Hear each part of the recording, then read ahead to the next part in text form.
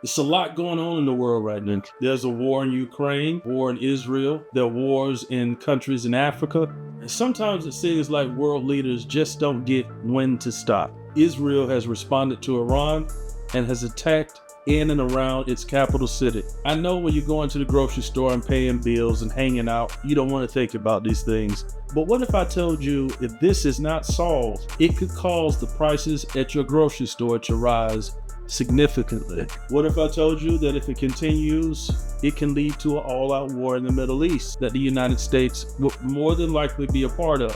Let's take a deep dive into what's going on in the world real quick so you're aware and nothing catches you off guard. Welcome to the Mr. Wilson's Got a Headache podcast. I'm your host, Dennis DeMenace. Since you're already here, if you want to stay updated on all things that are happening in geopolitics and in local politics, like the video, subscribe to the channel, and remember, the comment section is open if you disagree with what I'm saying about this. Check this out. We do understand at this hour it is a fluid and developing story. It appears at this moment that the Israeli attack against Iran is ongoing.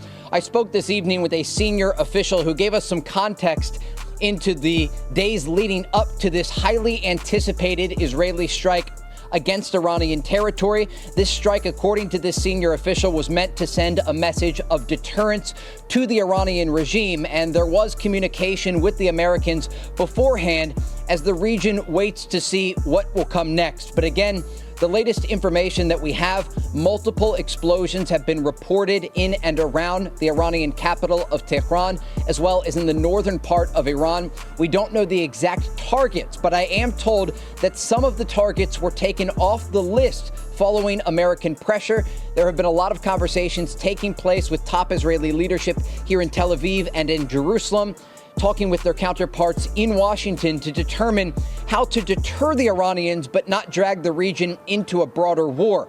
Now, one other important note here. An Israeli official tells me the expectation is that following the strikes tonight against Iran, there will be some sort of response. Of course, they don't know what that response will look like, but Israeli air defense remains on high alert across this country. There is an understanding that Iran has the ability to target Israel with a variety of ballistic missiles, as they did earlier this month when they launched 180 of them toward this country. Israel and its neighbors have been at war for thousands of years. But what escalated this event is what happened last October when fighters from Hamas crossed the border into Israel, killed 1,200 people, and took hundreds of hostages. I don't know many people who would believe that Israel would be wrong for retaliating after a gruesome attack like that. But in the West, most people still feel that Israel is a little too heavy-handed, especially with the way that Israel has decided to treat Palestinians years before this event even happened. After that, there were some missiles shot from Yemen, and it shut down the Suez Canal for just a while. The U.S. military responded, and now the shipping lanes seem to be open. Now, just around 2 weeks ago, Israel has opened a ground offensive into its northern neighbor, Lebanon, specifically targeting Hezbollah, after Hezbollah has spent years shooting rockets into Israel. Hezbollah, Hamas, and the fighters in Yemen are considered to be proxy forces for Iran, which simply means that Iran is the one who is pulling the strings and who is really in control of what these groups do. They provide them weapons, they provide them training, they provide them long-range missiles. And on Israel's side, you have the United States and Western nations. We've seen Israel strike Iran in the past. The difference about this is Iran's response after sending over 180 ballistic missiles into Israel.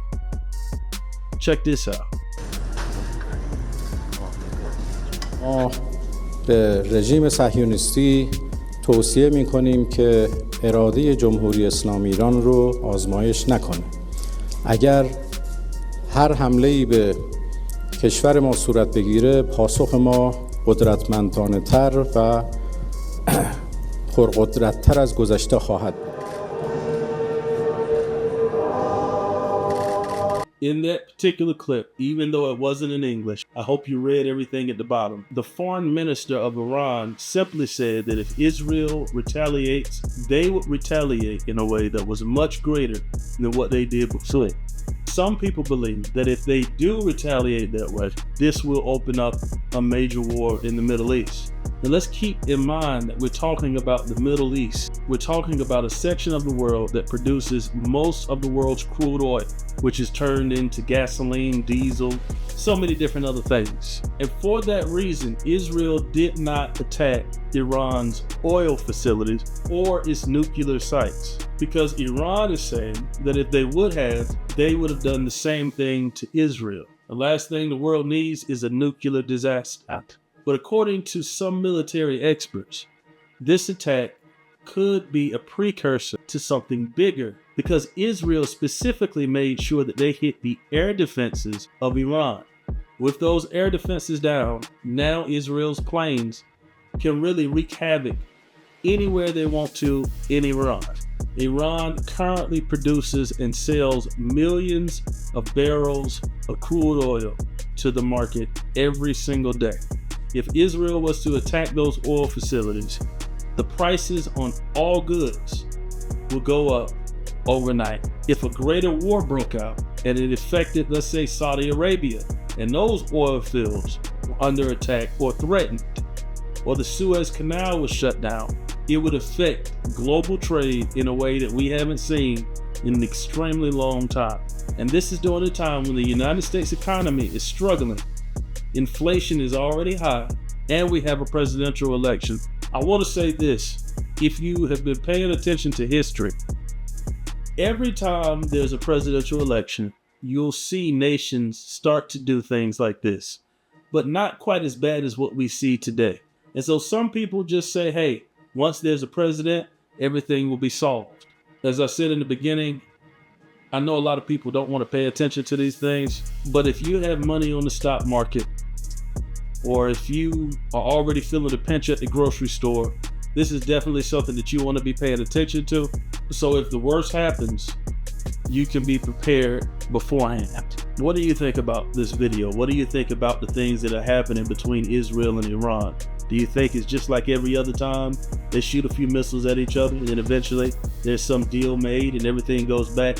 Or do you think that the fact that most analysts believe that Iran is closer to producing a nuclear weapon than they ever have been in their history will change the dynamics of this situation?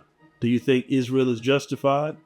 Do you think Iran should just take an attack from Israel and not protect itself and its citizens? Whatever you think, the comment section is open. Do me a favor, like the video, subscribe to the channel, hit the comment section, and as always, I'll see you on the next video.